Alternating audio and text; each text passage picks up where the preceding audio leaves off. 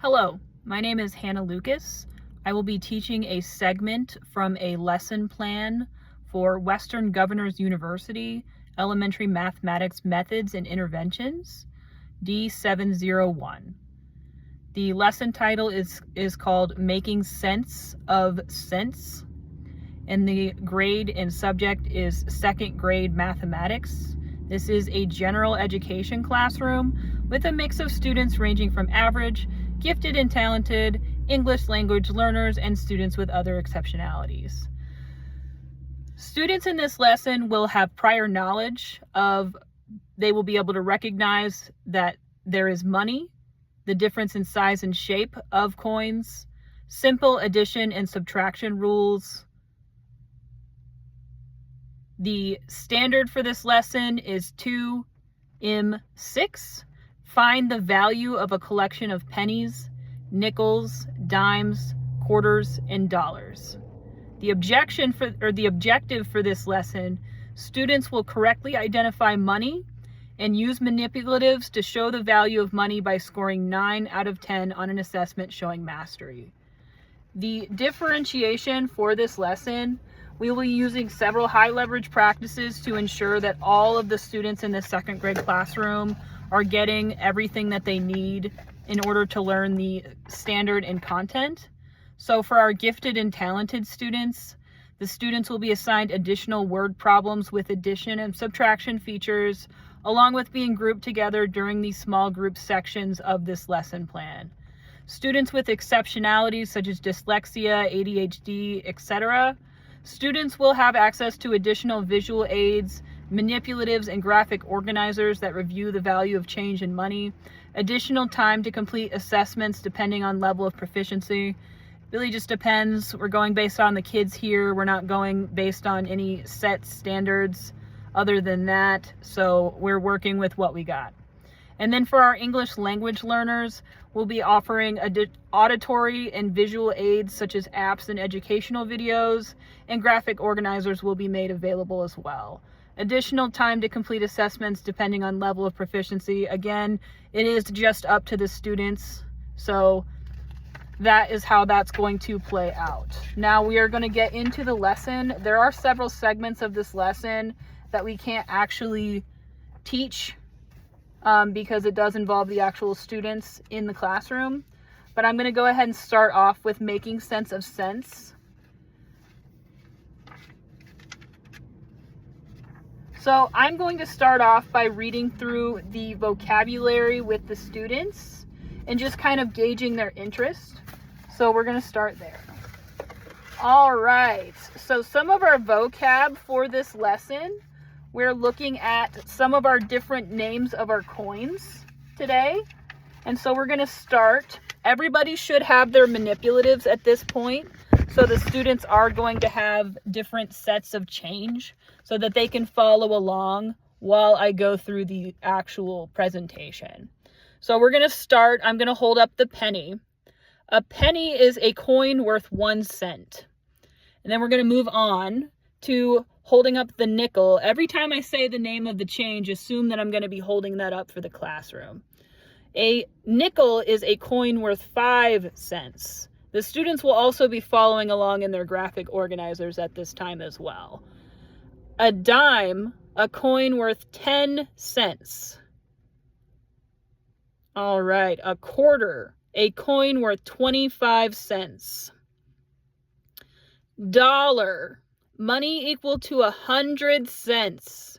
Can be a coin or a bill. We will mostly be working with coins for this lesson. Cent, a unit of money equal to 1/100th of a dollar. Coin, a small flat piece of metal used as money. Value, the amount something is worth. Equal, so like equal signs, having the same value amount. Amount, the total number or value of something. So I'm going to give the students some time to write these down and ask me any questions if they are confused. And then we're going to go into the next part of our lesson. So after reading through the definitions, we're going to have a discussion with the class. And I'm going to ask the class, what is money? And what does that look like to you? So we're going to let the kids kind of raise their hands and discuss with the whole group what money looks like. And we'll just have a discussion about that. So just to try and gauge interest for the overall lesson. And then we're going to go back through. After going through the definitions and having our class discussion, we're going to go through and we're going to look at each individual coin that we're going to be working with today. And so we're going to say, how much is a penny worth? And then we've got a picture of some pennies on our presentation. And so we're going to let kids raise their hands. They will also have access to their whiteboards. So if they want to show up their whiteboard with the number on there that they think that it is, we're going to do that, and we're going to talk about it afterwards if anybody's having some issues. Then we're just going to go through each one of the coins like that, and so we're going to do how much is a nickel worth, and then we're going to move on, of course, how much is a dime worth, and then how much is a quarter worth. So after doing that, we've pretty well established what we're going to be working on today. And of course, after that, we are going to jump back into a little bit of a refresher for our students. As we discussed earlier, some of their prior knowledge skills are going to be addition and subtraction. So we're going to practice using some addition and subtraction. But what I've also done is I've used numbers that can be used to show your work with coin manipulatives. So we're going to practice doing our addition and subtraction problems, and I'm going to have the students use their whiteboards to then show me some different coins that could be used to make some of these numbers. So our first question is 15 plus 25 equals, and so I'll say to the students, what coins can we use to make 15? And so I'll have them come up with a couple of different combinations to make 15. And then we'll do the same thing for 25, and we'll just go on like that.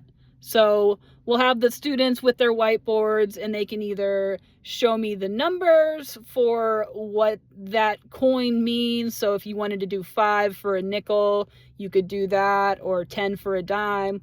Or we can even have them draw out the pictures for what they mean. It's whatever they're most comfortable doing. But we will have them be doing that while we go through these simple addition and subtraction problems. So after 15 plus 25, we move on to 5 plus 30. And so we just keep moving on like that, and then we get into our subtraction problems. 25 minus 10.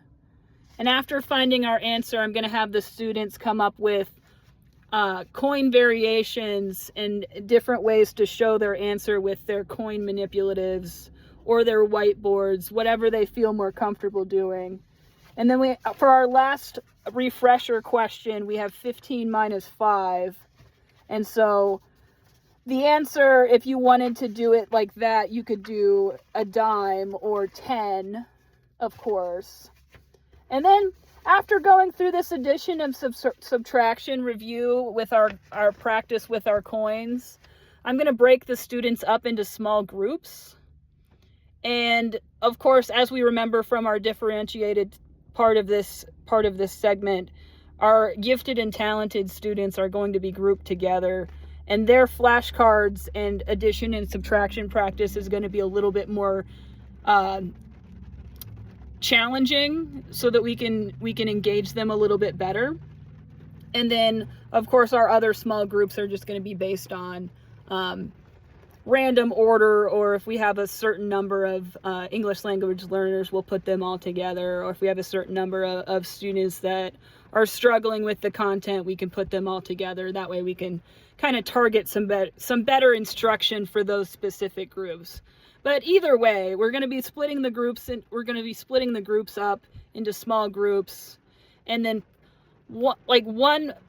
some of the groups will be working on change review flashcards. So they're going to be reviewing the values of the coins that we just discussed in the lesson and in the presentation, and they'll be reviewing those flashcards with each other. And then the other groups will be working on addition and subtraction practice. They will have their worksheets with them during this portion of the lesson. So they'll be filling out their answers in their worksheets, of course. And then after we give them some time to rotate through the groups, because after a certain amount of time, of course, we'll rotate the flashcard group to the addition and subtraction group and vice versa. We'll give them some time to work on those things. And then once that is completed, we're going to end off our lesson with an exit ticket question, and the students will submit those to me at the end of class. And so our exit ticket question is, how many cents is 1 quarter and 1 penny worth? And so they're going to fill that out. I will review those, of course, at the end of class, just see who's tracking with the material and who might need a little bit more help. And then from there, we'll just focus on the remaining parts of the lesson and kind of target instruction from there. So thank you so much. That is my lesson. Have a wonderful day.